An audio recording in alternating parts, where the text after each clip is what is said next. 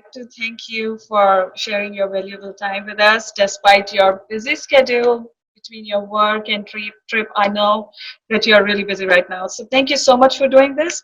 And for our new viewers who have joined us recently, I am Richa Sharma, a representative of non-profit organization Think Wrong Inc. And today we are in discussion with Miss Monica Willard, who is the main URI representative to the UN in New York.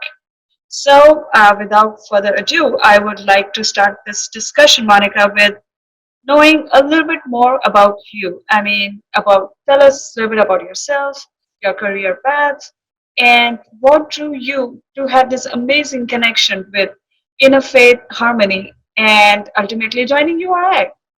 Ah, well, I was an NGO at the UN before URI was even thought of, or at the very beginning.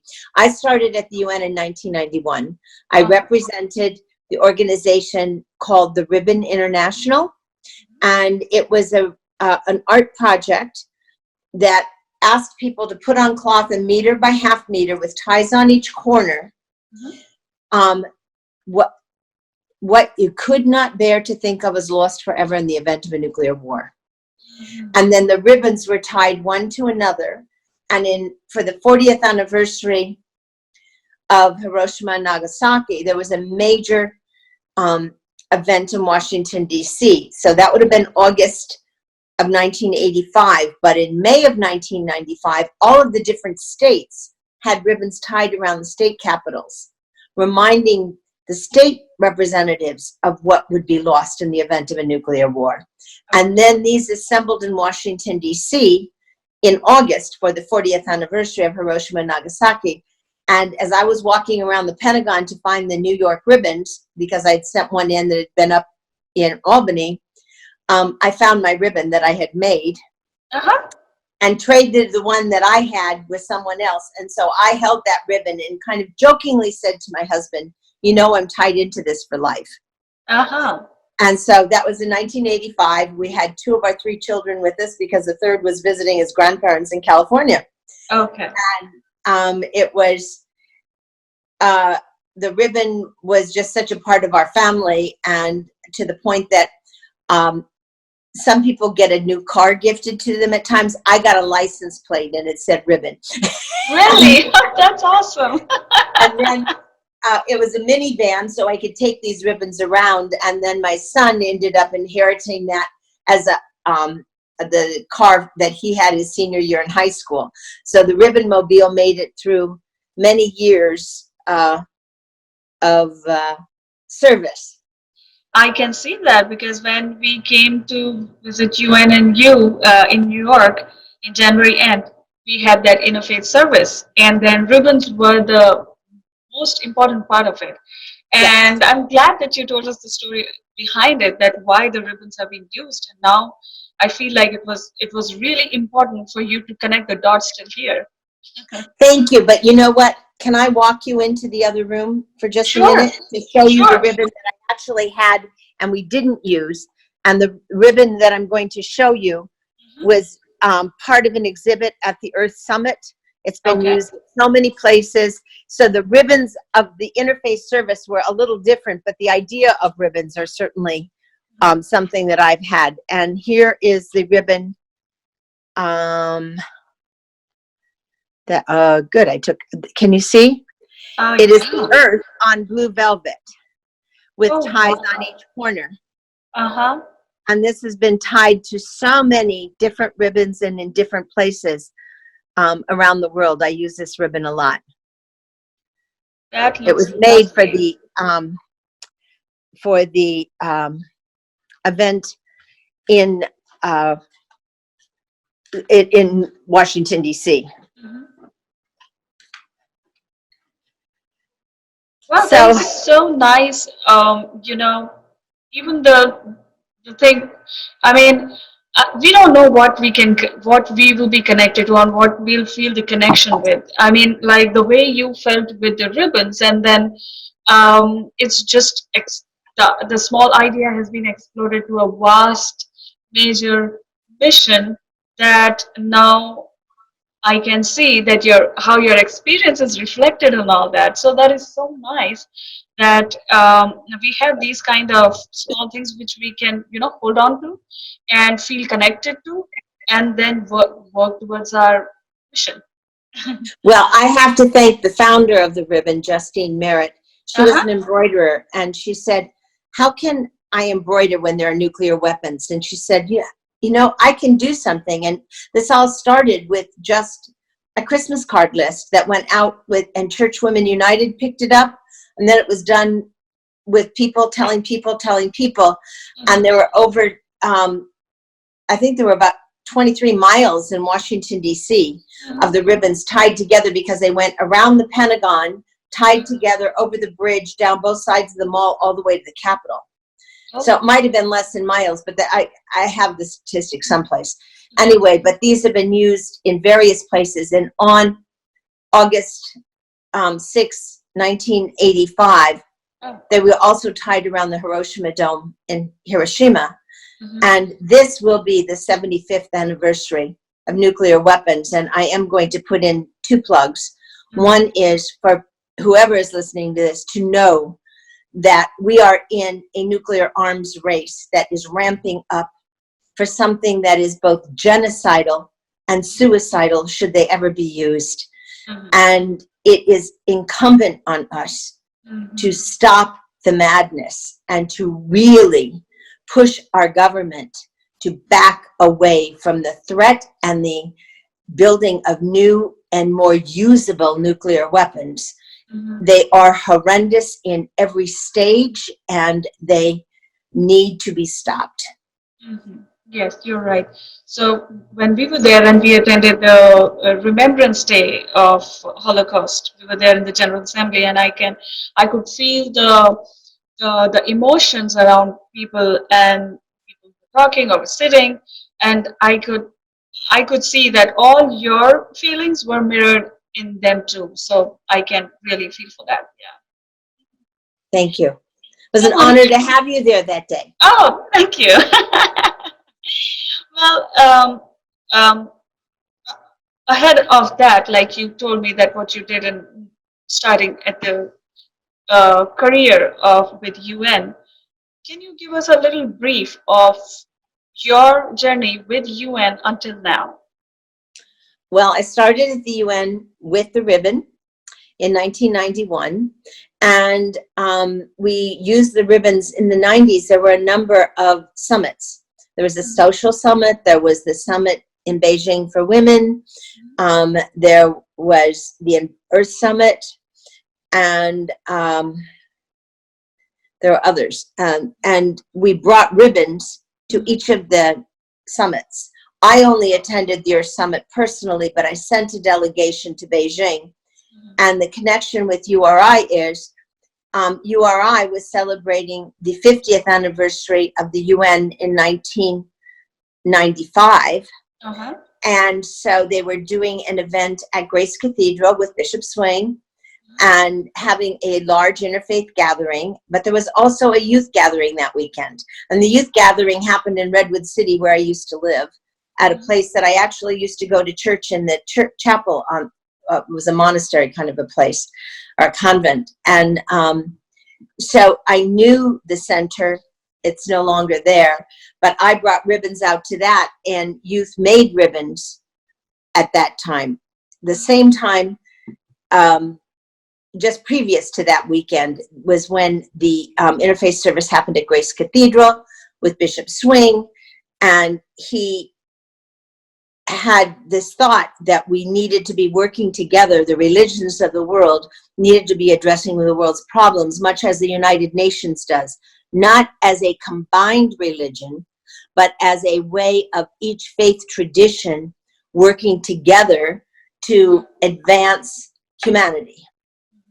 And actually, the first name was United Religions, but United Religions Initiative was chosen by the group who met at Stanford in 98 and 99 to design the URI, and people from around the world came to Stanford And you did not have the good fortune of meeting my dear friend Deborah Moldau, who was at the UN, and she brought the ribbons out to San Francisco so they would be at the festivities firsthand, and then I took them to the youth event.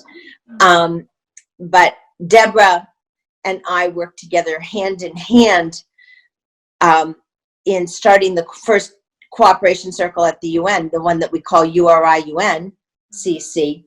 And she was part of the Stamford gatherings. Only one person could go from an area, and she was the one who went, and she was a founding trustee of URI. And so I was representing the ribbon. She worked with the World Peace Prayer Society, so we worked together hand in hand, adding prayer to many things. But URI, we brought together at the UN, and on the day that the URI charter was signed in Pittsburgh, Deborah started the day at the event we had planned for the signing of the URI charter at the UN garden, and it actually went all the way around the garden past where the elephant was, and we made a big circle around the UN garden and came back to sign the charter. There were, well, we walked around. I guess there were only about 100 of us that day. So we couldn't have done a full circle that much, but we certainly walked the full grounds of the UN, signed it, and we were on it wasn't Zoom at that point, but whatever we called the calls at that point. And the irony of that was, instead of connecting to the URI charter signing, just those who were calling in to connect were connected to one another. So we were still connected to people around the world as we signed the URI charter. And then Deborah actually flew that night over to Pittsburgh to join the celebration in Pittsburgh. And so we've been part of the URI since it started. Wow, I mean, the history behind it, which we didn't know. I mean, this is really amazing. And then thank you for sharing the whole story. I don't think a lot of people know that. I want to add another part to it. Sure. I was actually hired by Sister Joan Kirby in the Temple of Understanding in 1998 for a meeting in April to see how the URI would fit in at the UN with the other existing groups. And so I organized the URI meeting in 1998 prior to the charter signing. And Charles Gibbs was there, and they did appreciative inquiry from the people who were working at Case Western Reserve. And I think he had just come from London and was on his way to Buenos Aires, or was in Buenos Aires, New York, London. We were somewhere sandwiched in those threesomes to really have gatherings to see how the URI might look in those particular areas where interfaith work had already been going on. Oh, wow. That's great. Your attention to details is just, wow, it's just so amazing to me. Thank you. That is so nice. So I was just reading a little bit about you, and correct me if I'm wrong, but you were on you were the co-chair for finding International Day of Peace in 2002. Is that correct? For the International Day of Peace NGO Committee, yes. Okay. What happened in 1997, Deborah was at a meeting and heard that this new adventure for the Department of Public Information called a cyber school bus was going to be coming into existence to teach youth using the internet about the UN, and they wanted to anchor events at the UN. And Hassan Firdous is the man who worked at it with the Department of Public Information, along with another technological person. His first name was Abu Ali, and I don't remember his last name, but they were just beginning the internet in 1997 at the UN. And so we started working with the Department of Public Information to organize the International Day of Peace in 1997.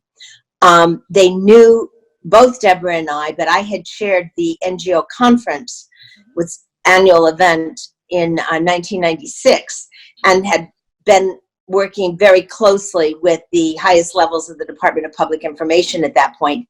So they knew Deborah and I from our weekly meetings in these office spaces.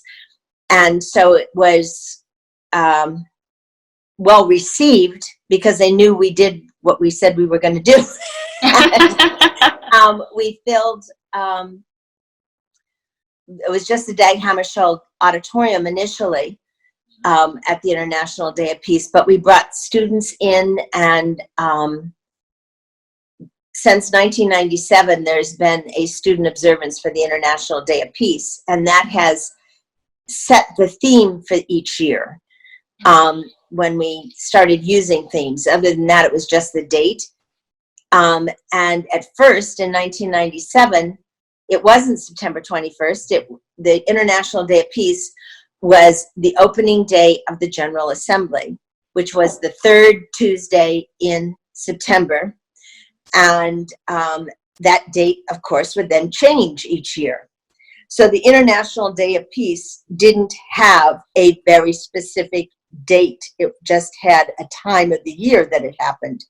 And then in 98 or 99, it shifted entirely to a different time than the third Tuesday. It became the second Tuesday. And in 2000, they weren't there for something else. So we had Millennium Peace Day. But the date that was chosen, September 21st, was in a second resolution that was spearheaded by a filmmaker named Jeremy Gilley, who did Peace One Day. But September 21st was actually the date of the very first celebration of the International Day of Peace in 1982. The resolution passed in 1981, but it passed towards the end of the year, and they called it for the first day of the General Assembly in 1992, which was September 21st that year. Wow, that is so amazing. So I was just looking at the journey of International Day of Peace. From there till here, now we celebrate that day every year. And since we have become the cooperation circle with URI, we celebrate this event with, making a short film about what we do or what we want to promote. So I think it is just reaching to the masses, and it is just going to, maybe you would have envisioned it. So that is so nice. We couldn't have envisioned this spreading that's happened, and it's doing exactly what we wanted to do, which was to take a UN day and expand it around the world. And URI has done a brilliant job doing that, along with so many other organizations. And it did actually help Pathways to Peace, that was one of the original founders of the first resolution, or who worked hard to make that resolution happen in 1981. Pathways to Peace, I was going someplace with that, but I have to thank Gavin Madison for her vision for the International Day of Peace at that point. And one of the UN founders, Robert Mueller, and it was through the United Kingdom and Costa Rica that it actually got passed as a resolution initially. And so once a UN resolution is passed, a General Assembly resolution, the countries and some of the names fall to the side. And I was very glad for this opportunity to mention a couple of people who were so instrumental. And the U.S. ambassador, who was, I can't believe I can't come up with his name, was also very, very helpful in this. Right. Wonderful. The one thing what I have noticed is you have always worked with youth of the country or from around the world. Like as you said that you started doing the stuff with students, and now still the youth is always connected to the mission. So how did you come to this a connection that because it's the generation gap sometimes makes it difficult to work with the younger generation. How do you find it, and do you think that is really important that youth are involved in everything we are trying to preach here? I think it's more important than ever for a few reasons. Right now, youth are the biggest population on this planet. And we are not only in need of moving issues ahead for the sake of humanity, but actual survival.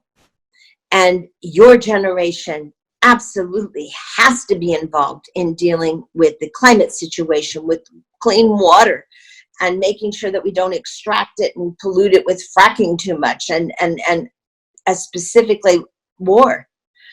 We must shift to a culture of peace in order to survive, as the numbers of people on this planet are going to continue to grow. And just killing people off is certainly not the way to go forward. And we need to build collaborations. We need to build partners. We need to be more kind. We need to be more civil. And we also need to really support our planet and take care of Mother Earth and our oceans and our waters and just the interconnectedness of life on this planet. But hopefully you have so many more years to live, not to mention you, but subsequent generations that you will be involved with and hopefully produce. But it is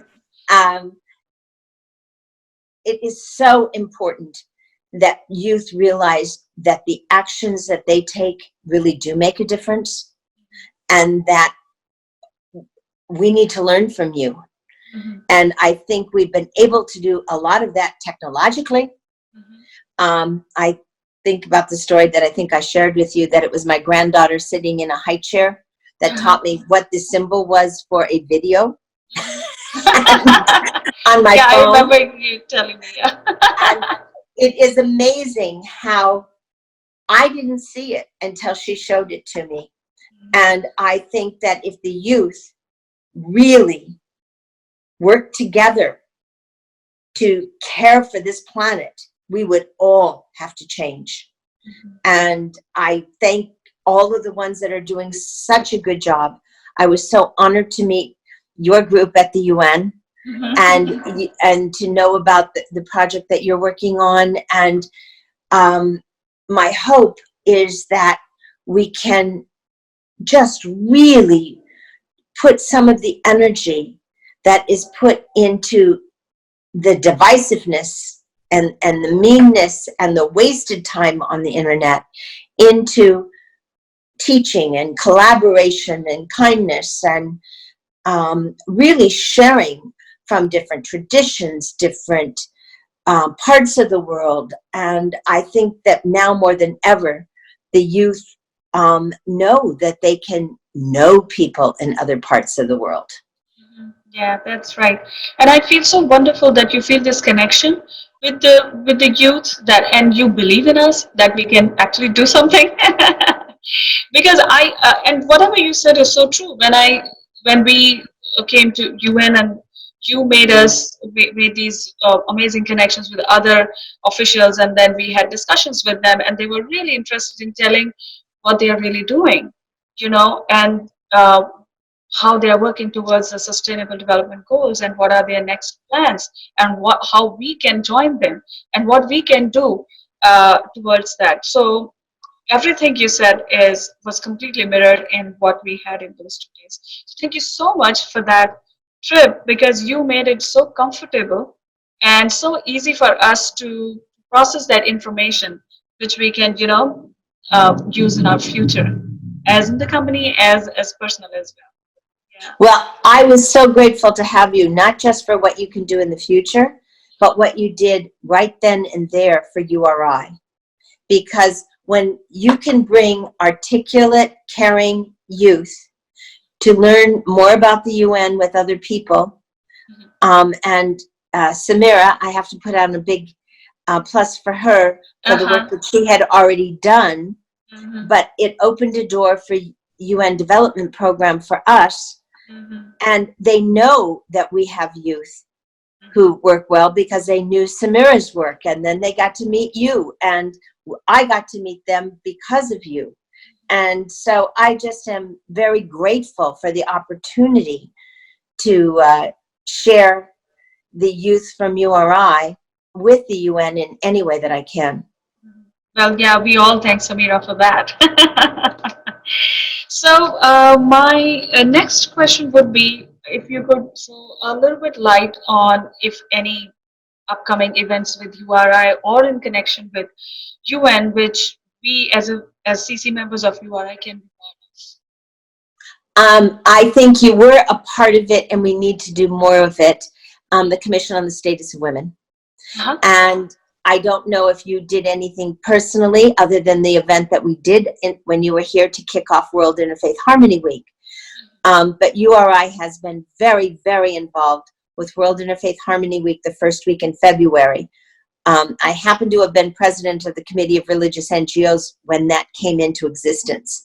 And so it made it an easy way to share a UN resolution with a very diverse group of religious peoples initially. And URI picked this up so well. And then the World Interfaith Harmony Week group out of Jordan encourage people to share their plans, and they do give out prizes for the best World Interfaith Harmony Week events. So this was the 10th celebration in February, and it's not too early to think about next year for the first week in February. But in March this year, and every year, is the Commission on the Status of Women. And the event with the ribbons that we did at World Interfaith Harmony Week tied into the platform of action from Beijing. And so to encourage people to look at the issues that were discussed and voted on by governments, that making this international law for so many important issues in women's life. The Beijing Platform for Action is as important as the Sustainable Development Goals are in setting a vision for a future of equality and reduction and ending violence against women, ending lack of health care across a woman's lifetime, and really seeding the importance of human rights for women and opportunities for women and girls, and making the gender gap in not just wages, but in equality and property inheritance and all kinds of things, setting it out that women and girls are equal to men and boys, and it needs to be lived. And so we added our prayers with those ribbons to the 13 points on the Beijing Platform for Action.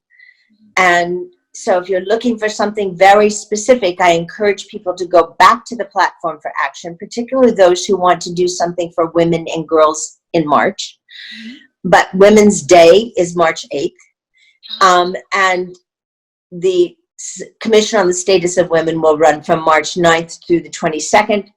And prayers are very important, as are just actions and solidarity for women, and knowing how important our voices are. So whatever you choose to do, I hope it is amplified in March. Thank you. Well, my friend from India is joining you guys in March. She told me that I'm coming to New York. Are you there? I said, I've just been. So I'm not sure about the CSW conference, but then I think you would be, I can give you the details of her. She would be lucky to talk to you. Oh, I'd be glad to meet her. That would be wonderful. Sure, sure. So, yes, as you said that URI is really involved in celebrating World Interfaith Harmony Week, and with them, we also celebrated it at a huge level. We did this exhibition called Families of Abraham last year, which we talked about, and our current exhibition, which is called The Whole Earth One Circle Again, is in the collision with celebrations of World Interfaith Harmony Week. We have posted our pictures and videos from UN and what we are doing here on our social media, and I hope you get to see it, because we're going to share this very soon with URI by today, I guess. So Let's see. I'm looking forward to that. I'll Thank really look forward to seeing your videos and staying in touch, because I was very impressed meeting you, and thank look you. forward to it going ongoing. Uh-huh. And I will definitely say that there's more than just March in URI's calendar with the UN, because April has 2 events: Golden Rule Day, which is not a UN day yet, but it's April 5th around the world. Uh-huh. And also in April is the opening of the Nuclear Non-Proliferation Treaty talks again. And so the emphasis on nuclear weapons will be, and banning nuclear weapons and reducing nuclear weapons will all be on the table. And anyone who wants to come to a free, amazing workshop, April 24th and 25th, there's a World Conference at Riverside Church in New York that that you can find on the internet. And in July, there's things going on all the time. June is World Environment Day. And then in July, we have the high-level political forum on the SDGs. So if people are looking for particular things to address, these SDGs, the Sustainable Development Goals, are a visionary plan of action for how to make a difference in the world and to really push human rights as an important part of development. And it's only delegated to goal 16, but there can't be sustainable development when war is happening with bombs, and it just destroys everything. So shifting from this mindset of war to one of protection and using the Sustainable Development Goals and other visionary platforms from the UN can really both unite the world and move us forward in so many ways. That's true. That's true. Monica, your experience till now and your reflection on things is so marvelous that it just leaves this huge impression on us and inspires us to follow your footsteps. And you know, your success story through this interview, I hope, reach to others and inspire others. Well, thank you. And I encourage people to join URI, form cooperation circles, and look to the UN for things that we can bring into people's lives at the local level. It's easy to build partners if you're not saying, join my religious date, join my way of doing it, but let us share a UN time. And sharing things like peace, the building a safe environment. There are all kinds of UN days, but there are also very specific platforms for action. So thank you for asking for this interview and for being who you are and bringing out beauty and harmony and culture through the arts. That's fabulous. Thank you very much, Monica. Thank you so much for doing this. Actually, it was sorry I missed you in the New York. I wanted to do this interview face to face, so it would be, you know, it would be good. But I knew that you were super busy, and we didn't have time because we had to meet these people at different offices, not in just one campus. So this didn't happen. But this was such an amazing experience, because now that you have time, that your trip is done, and then now you have a little bit of time in between to share with us so that we could do it in detail. So Yes. thank you very much for joining us today, and I hope to be in touch with you. We are very lucky to join URI and get to know you. So thank you. And I have to put in a plug to thank Sari Heidenreich for starting this idea of bringing youth to the UN, and for Alice for doing it this year and being a part of it. And I just really appreciate the support from URI to making this UN connection for the North American youth. Thank you. Thank you very much. Have a good day. Yeah. Thank you.